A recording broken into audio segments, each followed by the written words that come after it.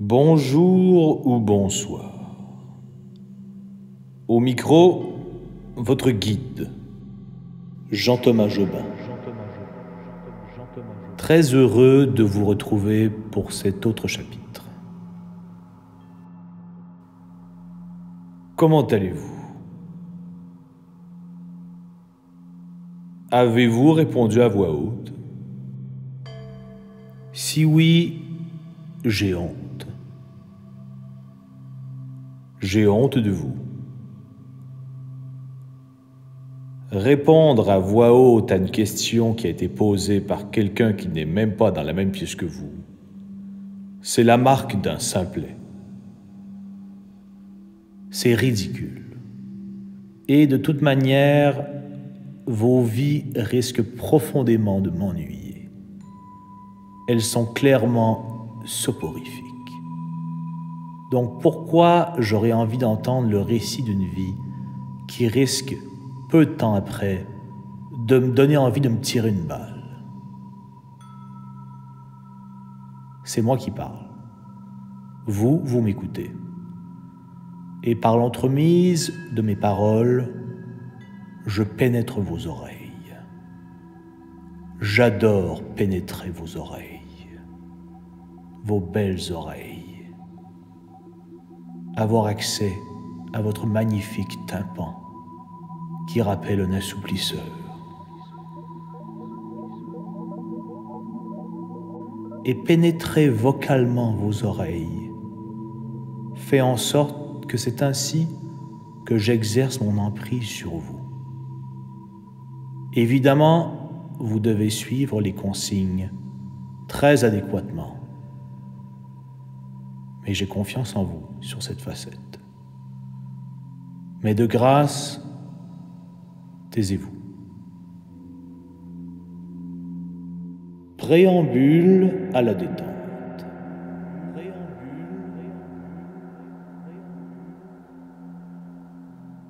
La relaxation d'aujourd'hui se déroulera dans la chambre à coucher. Mais auparavant, j'aimerais que vous regroupiez 4 items dont nous aurons besoin pour celle-ci. Soit des tournes d'eau, un kit de géométrie du secondaire, un toutou de Puma et de la crème glacée caramel écossais. Est-ce qu'il vous manque un de ces 4 items? Je vous méprise. Mais je ne vous abandonne pas. Je vais vous aider à visualiser ces items pour que vous ressentiez autant de bienfaits que ceux et celles qui ont les 4 items à la maison. Mes chouchous, en l'occurrence.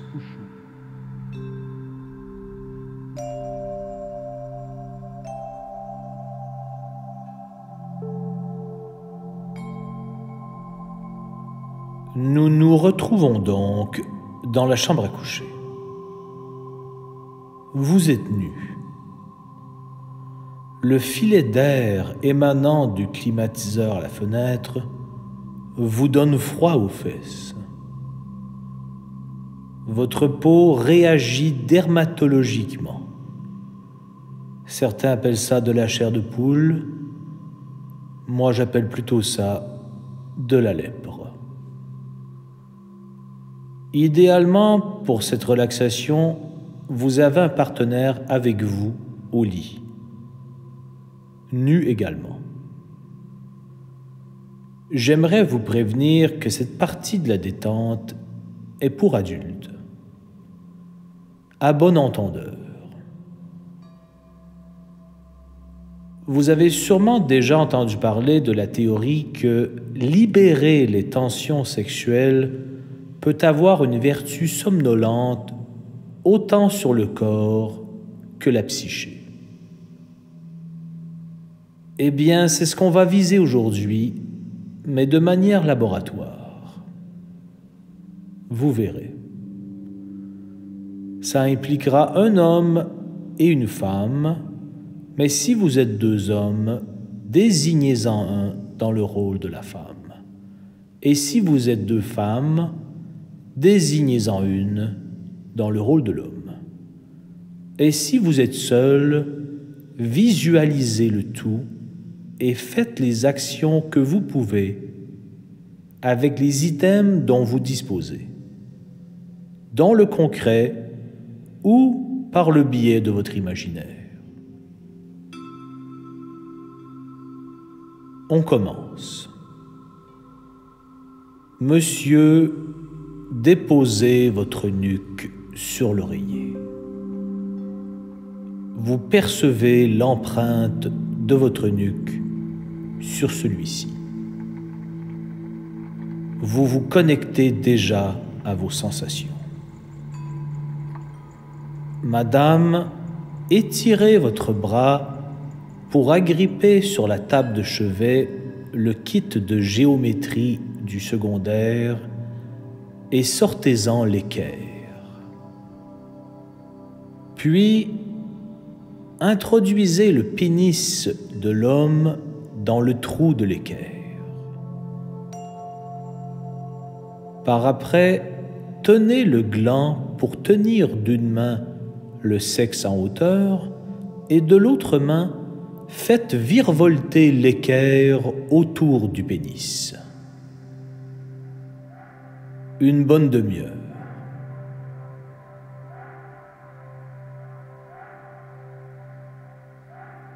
Propulsez l'équerre pour ne pas cesser l'élan, comme des jeunes soucieux de maintenir un courant dans une piscine.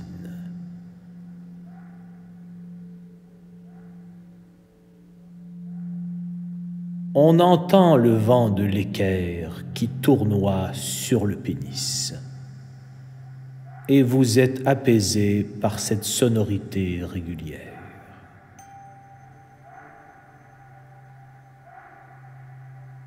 Et pendant toute cette demi-heure, les deux protagonistes, vous fermez les yeux, respirez et portez attention à ce qui se passe.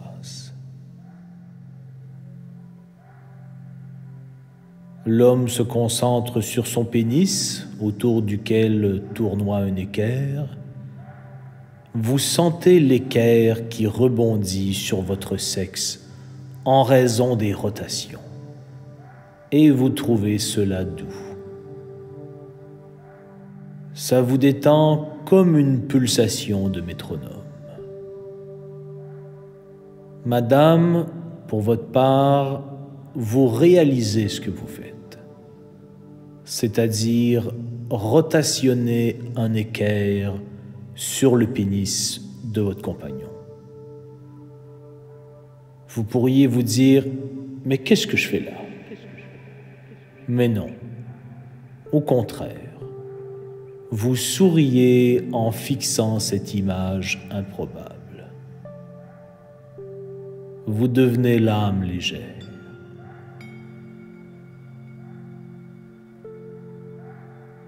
Au bout d'une demi-heure de rotation d'équerre, Madame, agrippez un tourne-dos et déposez-le sur le scrotum de Monsieur.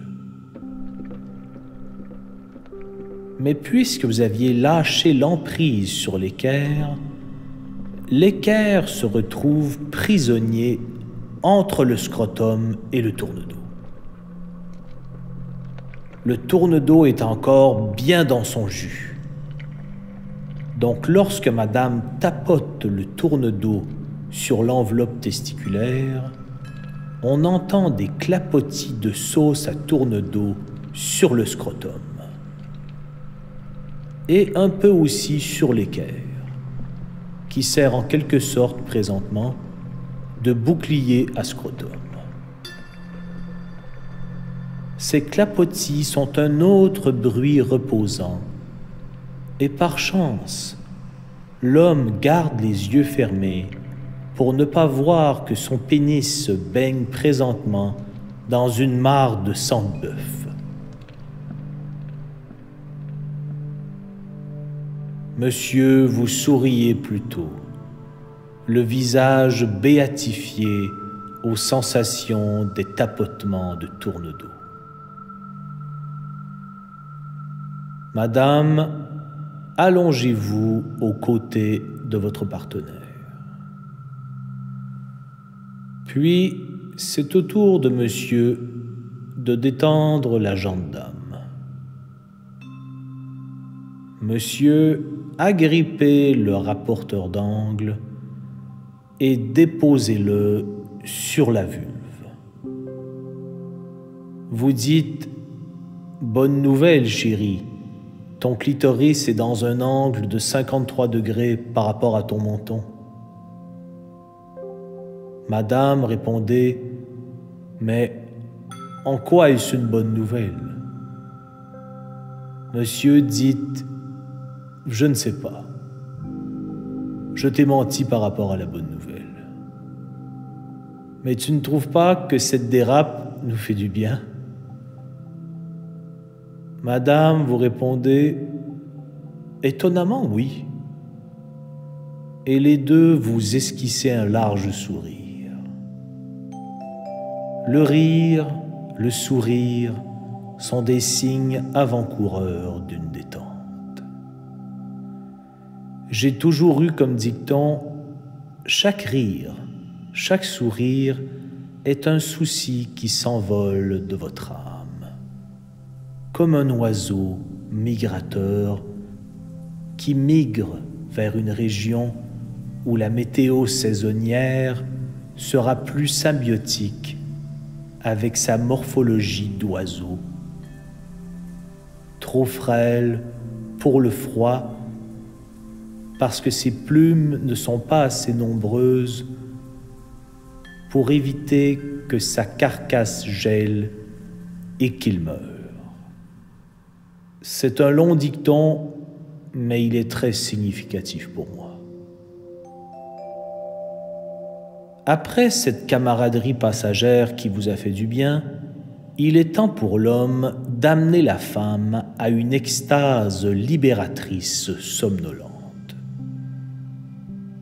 Monsieur, agrippez le récipient de crème glacée au caramel écossais.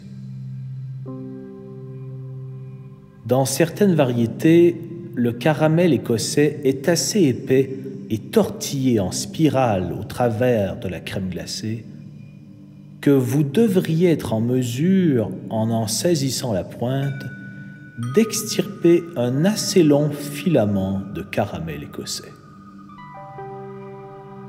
Prenez-le et introduisez la pointe du filament dans une narine de madame.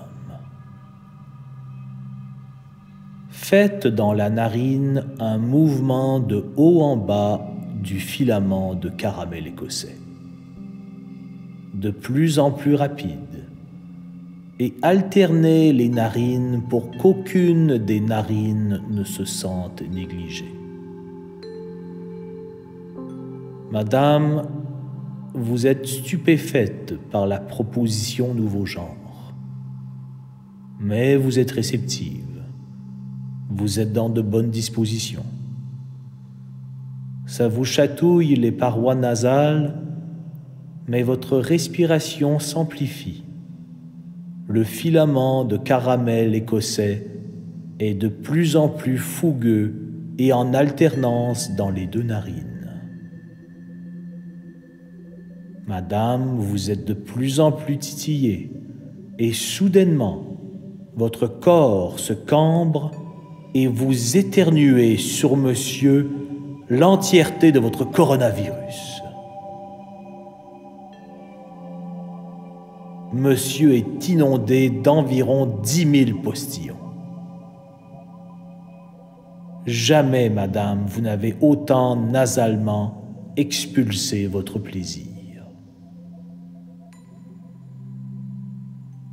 Monsieur, vous lui souriez et, dans un élan de poursuite de la camaraderie, vous lancez sur madame tout le reste des tourne-dos.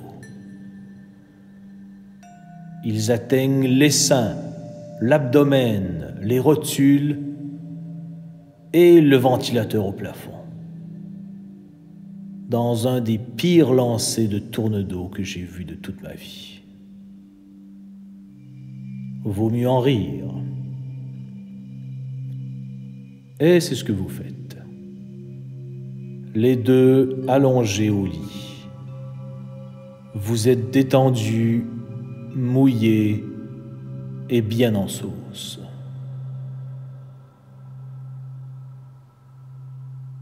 Mais vous faites abstraction de tout ce dégât car vous vous sentez libéré. Vos respirations redeviennent plus lentes et déchargées de stress. Vous vous regardez, vous vous souriez, puis vous vous demandez « Mais c'était pourquoi au juste le toutou de Puma ?» C'était moi. Surprise. Tout le long, c'était moi le Puma. C'était ma façon de superviser la relaxation de plus près. J'étais sur la table de chevet. Allez, prenez-moi et blottissez-moi entre vous deux. Si vous êtes seul, blottissez-moi contre votre épaule. Bécotez-moi le front. Dites-moi « Merci pour tout, mon beau Puma, ma belle peluche d'amour. » Et maintenant, nous allons tous nous assoupir ensemble, avec le sentiment du devoir accompli.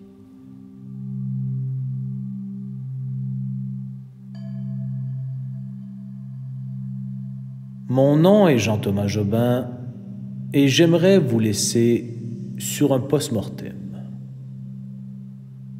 Vous vous rappelez qu'en introduction, je vous ai supplié de vous taire et que pourtant, une fois dans la chambre à coucher, je vous ai donné beaucoup de directives impliquant la parole. Voici l'explication. À partir du moment où je délègue le toutou Puma pour me représenter, je lui cède les guides.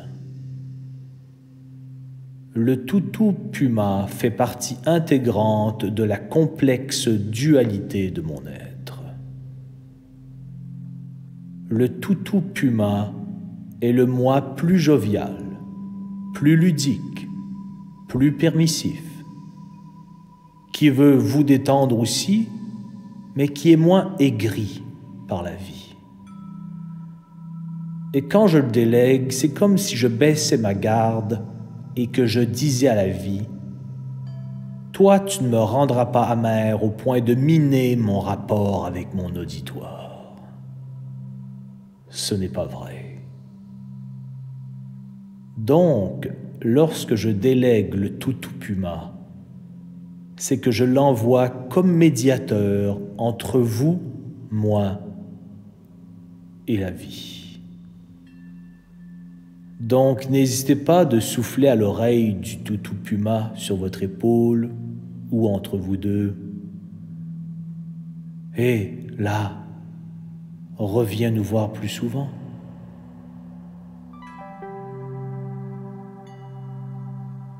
Sur ce, Madame, Monsieur, toutou Puma, dormons bien.